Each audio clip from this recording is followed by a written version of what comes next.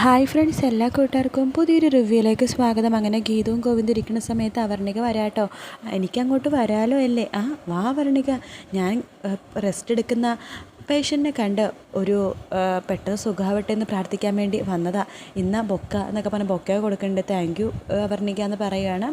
ഞാനിവിടെ വന്നപ്പോഴേക്കും ബെഡ് റെസ്റ്റിലായിരിക്കും ഗീതു എന്നൊക്കെ വിചാരിച്ചത്. പക്ഷേ ഇതിപ്പോൾ ബെഡ് റെസ്റ്റൊന്നും അല്ലല്ലോ, ഭർത്താവിൻ്റെ പ്രണയരക്ഷയല്ലേ എന്ന് പറയുമ്പോൾ ഗീതു നാണത്തോടെ ചിരിക്കുക. അങ്ങനെയൊന്നുമില്ല എന്ന് ഗോവിന്ദ് പറയുമ്പോൾ എനിക്ക് മനസ്സിലായി, ഞാനിപ്പോൾ വന്നില്ലായിരുന്നെങ്കിൽ ഗോവിന്ദ് സാറ് ഗീതുവിന് ഭക്ഷണം വേണമെങ്കിൽ വാരി കൊടുത്താനെ അല്ലേ എന്ന് പറയുമ്പോൾ ഗീതു പറയുന്നുണ്ട്, ചിലപ്പോൾ അങ്ങനെയൊക്കെ കാണേണ്ടി വരുമായിരിക്കും എന്ന് പറയുമ്പോൾ അവരുടെ ചിരിക്കുക കേട്ടോ. അതിനുശേഷം ഗോവിന്ദ് ചോദിക്കുന്നുണ്ട്, അവർണിക എന്തെങ്കിലും കഴിച്ചായിരുന്നോ? കഴിച്ചായിരുന്നു സർ. നിങ്ങളുടെ ഈ സ്നേഹം കാണുമ്പോൾ എനിക്ക് കിഷോറിനെ കൂടി കൊണ്ടുവന്ന് കാണിക്കാനാണ് തോന്നണത് എന്ന് പറയുമ്പോഴേക്കും അവൻ ഇതൊക്കെ കണ്ട് പഠിക്കണം എന്ന് പറയുമ്പോൾ ഗോവിന്ദ് അടുത്ത വായിക്ക് പറയുന്നുണ്ട്, അയാളിതൊന്നും കണ്ട് പഠിച്ചാലും നന്നാവുമെന്ന് തോന്നണില്ല.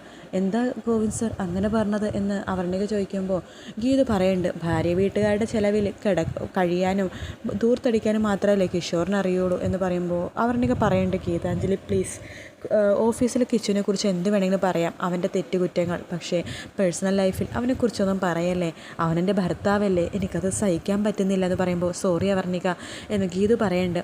ആ സമയത്ത് ഗോവിന്ദ് പറയുന്നുണ്ട്, സോറി അവർണിക, നിങ്ങളുടെ ഇത്രയും നാളെ രഘുരാം സാർ സമ്പാദിച്ചതെല്ലാം ഒറ്റ സെക്കൻഡ് കൊണ്ട് അവൻ കളഞ്ഞെന്ന് ആലോചിക്കുമ്പോൾ എനിക്ക് ദേഷ്യം കൊണ്ട് ഞാൻ പറഞ്ഞു പോയതാണ്. അത് സാരമില്ല ഗോവിന്ദ് സാർ, എനിക്ക് മനസ്സിലായി, അച്ഛനത് ഇപ്പോൾ ഓക്കെയാണ് എനിക്ക് വേണ്ടിയിട്ട്, ഞാൻ അവനെ അത്രമാത്രം സ്നേഹിക്കുന്നുണ്ട് അതുകൊണ്ട് എന്ന് പറയുകയാണ്. അങ്ങനെ ഗീതു കഴിയുമ്പോൾ ഗീത ചോദിക്കേണ്ട അവർണിക എടുത്ത് ചോദിക്കേണ്ട, അവർണിക നമുക്കെന്നാൽ മുകളിൽ പോയി സംസാരിച്ചാലോ?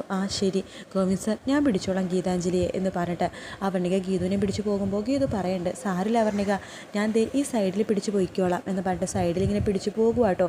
അവർണിക തൊട്ട് പിന്നാലുണ്ടെങ്കിലും സൈഡിൽ നിന്ന് ഗീതു വീഴാൻ പോകുമ്പോൾ എന്ത് ചെയ്യണമെന്ന് അറിയാണ്ട് അവർണിക അയ്യോ ഗീതു എന്ന് പറയുമ്പോഴേക്കും ഗോവിന്ദ് പെട്ടെന്ന് ഗീതുവിനെ പിടിക്കുന്നുണ്ട്. അങ്ങനെ അവർ പരസ്പരം കണ്ണോട് കണ്ണിങ്ങനെ നോക്കിയിരിക്കുകയാണ്. അത് കാണുമ്പോൾ അവർണികയ്ക്ക് നാണം വരുക കേട്ടോ. അങ്ങനെ ഗോവിന്ദ് പറയുന്നുണ്ട്, നടക്കാനായിട്ടില്ലെന്ന് ഞാൻ പറഞ്ഞതല്ലേ ഗീതു, അപ്പോൾ നിനക്ക് ഓവർ കോൺഫിഡൻസ്, വാ ഞാൻ മുകളിൽ കൊണ്ടെത്തിക്കാം, ഇങ്ങനെ തന്നെ എന്ന് പറഞ്ഞിട്ട് പൊക്കിയെടുത്തുകൊണ്ട് ഗോവിന്ദ് പോവാണ്. അത് കണ്ടിട്ട് അവർണിക നിലത്ത് തന്നെ നിൽക്കുവാട്ടോ കുറച്ച് നേരം, അവരുടെ റൊമാൻസ് തുടങ്ങട്ടെ എന്ന് വിചാരിച്ചിട്ട്. അങ്ങനെ നമ്മുടെ രാധികാമേനെ കാഞ്ചന കാണിക്കണ്ടേ, രാധിക മാമി നോക്ക്, മാമി വെച്ച വല അവർക്കിപ്പോൾ അനുഗ്രഹം പോലെ നോക്കിക്കേ എന്ന് പറയുകയാണ്. അത് കാണുന്ന രാധിക നമുക്ക് ദേഷ്യം വരുവാട്ടോ, കാരണം ഗോവിന്ദ് ഗീതുവിനെ പൊക്കിക്കൊണ്ട് മുകളിലേക്ക് കയറി പോവാണ്. രാധികാമ ദേഷ്യം കൊണ്ട് എന്ത് ചെയ്യണമെന്നറിയില്ല. അതിനുശേഷം ഗീതുവിനെ മുകളിൽ കട്ടിലിരുത്തുവാണ് ഗോവിന്ദ്. അതിനുശേഷം ഗോവിന്ദ് പറയണ്ട, ഞാനും നീയും ഭയങ്കര റൊമാൻറ്റിക്കാണെന്നും ഭയങ്കരമായിട്ട് പ്രണയിക്കുന്നുണ്ടെന്ന ഇവിടെ അവർണിക വിചാരിച്ചേക്കണത്. രേഖ ചേച്ചി അങ്ങനെ തന്നെയാണ്, അതുകൊണ്ട് നമ്മുടെ ഇടയിൽ ഇപ്പോൾ വരാത്തത്. അവർക്കറിയില്ലല്ലോ ഇതൊക്കെ വെറും അഭിനയമാണെന്ന്. ഇത് സ്നേഹമല്ല, എൻ്റെ കരുതൽ മാത്രമാണ് അല്ലേ ഗീതു എന്ന് പറയുമ്പോൾ അത് ഗോവിന്ദ് സാർ എനിക്ക് ഒരു കാര്യം എന്നൊക്കെ ഗീതു ഇങ്ങനെ തപ്പിയും തടഞ്ഞോ എന്തൊക്കെയോ പറയാൻ പോകുക കേട്ടോ. അപ്പോഴേക്കും അവിടേക്ക് അവർണിക വരുന്നുണ്ട്, എനിക്ക് വരാലോ അല്ലേ, കുഴപ്പമൊന്നുമില്ലല്ലോ, നിങ്ങളുടെ പ്രണയസല്ലാപം കഴിഞ്ഞിട്ടില്ലെങ്കിൽ ഞാൻ പിന്നീട് വരാം. അതൊന്നുമില്ല അവർണിക ഇങ്ങോട്ട് വാ എന്ന് പറയുവാണ്. അതിനുശേഷം അവർണിക വരുമ്പോഴേക്കും ഗീതു പറയുന്നുണ്ട്, ഗോവിന്ദ് സാറിനെ കമ്പനിയിൽ പോകേണ്ട, ഓഫീസിൽ വരെ പോകേണ്ട ഒരു ആവശ്യമുണ്ട്, അവർണിക ഇവിടെ നിൽക്കണം എന്ന് പറഞ്ഞിട്ട് അവർണികനെ അവിടെ നിർത്തുക കേട്ടോ. അതിനുശേഷം തിരിച്ചു വന്ന അവർണിക കിഷോറിൻ്റെ അവരുടെ കാര്യങ്ങളൊക്കെ പറയാം. എന്തൊരു സ്നേഹമാണെന്ന് അറിയാവോ ഗോവിന്ദ് സാറിന് ഗീതിനോട്, ഗീതക്കും അങ്ങനെ തന്നെയാണ്.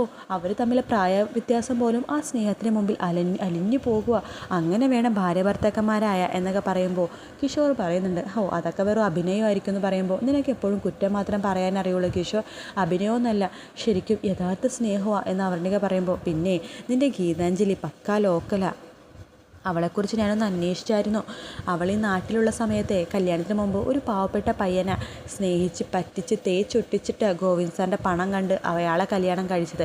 ഇനി നാളെ വേറൊരു പണക്കാരൻ വന്ന ഗോവിന്ദ് സാറിന് ഇട്ടേച്ച് അവൾ അയാളുടെ കൂടെ പോകും.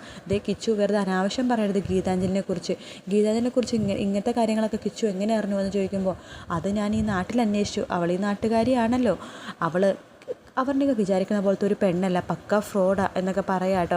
ആ സമയത്ത് അവർണിക പറയേണ്ടത്, കിച്ചു എനിക്കിതൊന്നും ഇഷ്ടപ്പെടുന്നില്ല കേട്ടോ, ഞാൻ സത്യമാണോ പറഞ്ഞത് എന്ന് പറഞ്ഞിട്ട് കിഷോർ അവിടെ ഇരിക്കുവാണ്. അവളെക്കുറിച്ച് 2-3 കുറ്റം പറഞ്ഞപ്പോൾ സമാധാനമായി എന്ന് പറഞ്ഞിട്ട് ശേഷം രാവിലെ ആകുമ്പോൾ ഗീതു പ്രതിബിംബത്തിൽ സംസാരിക്കുവാണ്. പ്രതിബിംബമേ, എനിക്കിപ്പോൾ കൺഫ്യൂഷനൊന്നും ഇല്ല കേട്ടോ, എനിക്കിപ്പോൾ ഗോവിന്ദ് ഏട്ടനോട് പ്രണയം തന്നെയാണ് എന്നൊക്കെ സമ്മതിച്ചുകൊണ്ടിരിക്കുക കേട്ടോ. ആ സമയത്ത് പ്രതിബിംബം പറയുന്നുണ്ട്, അങ്ങനെ വഴിക്ക് വാ, നിൻ്റെ കാലൊക്കെ ശരിയായില്ലേടി, നീ കള്ളം കാണിക്കുമല്ലേ, ഗോവിന്ദേട്ടൻ്റെ പ്രണയവും അതുപോലെ തന്നെ കരുതലും കിട്ടാൻ വേണ്ടി നീ സുഖം പിടിച്ചു പോയല്ലേ?